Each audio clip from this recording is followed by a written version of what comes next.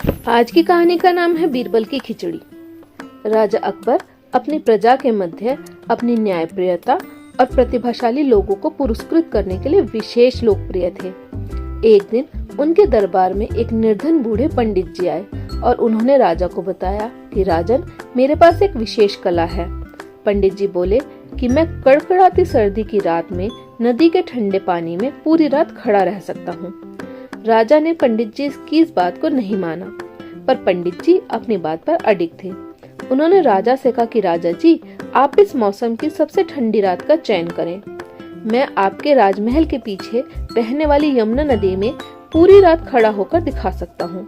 राजा ने इस चुनौती को स्वीकार किया और विजेता होने पर पंडित जी को मुंह मांगा इनाम देने का आश्वासन दिया। उसके कुछ दिनों बाद जब सर्दी की सबसे ठंडी रात थी, पंडित जी सूरज ढलते ही नदी में उतर गए। पंडित जी की निगरानी के लिए 2 सिपाहियों को भी वहां खड़ा किया गया। पंडित जी ने पूरी रात नदी में बिता दी। सुबह पुनः जब राजा का दरबार लगा तो पंडित जी राजा के सामने एक विजेता के रूप में प्रस्तुत हुए। राजा, सारी प्रजा, राजा के मंत्रियों ने पंडित जी की भूरी भूरी प्रशंसा करी। अचानक राजा ने पंडित से पूछा कि पंडित जी, आप इतनी कड़ाके की ठंड में नदी में कैसे खड़े थे?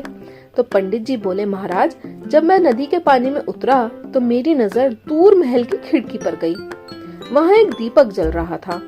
उसी की रोशनी को देखते देखते मैंने पूरी रात निकाल दी। राजा क्रोधित हो गए।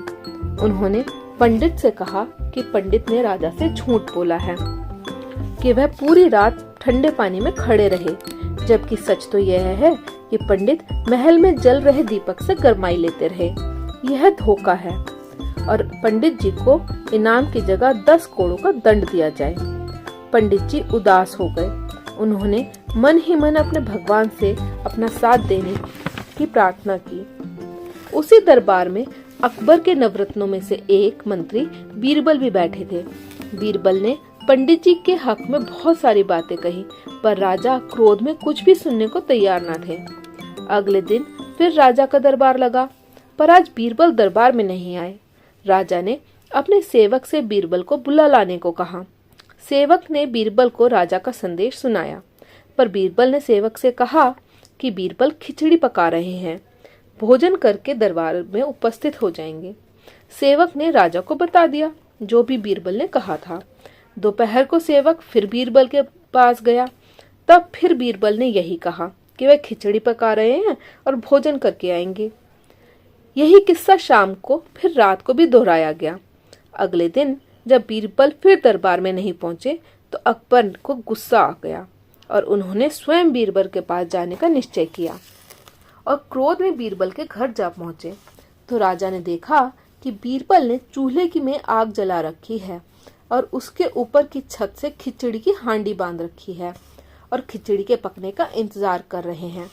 राजा यह दृश्य देखकर बीरबल पे हंसे, फिर बोले कि ये क्या मूर्खता है बीरबल, चूल्हे से इतनी दूर बर्तन रखे जाने पर खिचड़ी कैसे पकेगी?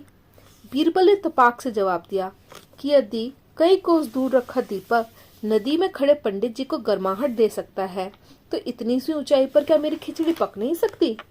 राजा अकबर को बीरबल की युक्ति समझ में आ गई थी। उन्होंने तुरंत पंडित जी की सजा को रद्द किया और पंडित जी को 100 स्वर्ण मुद्रा भेंट कर ससम्मान विदा किया।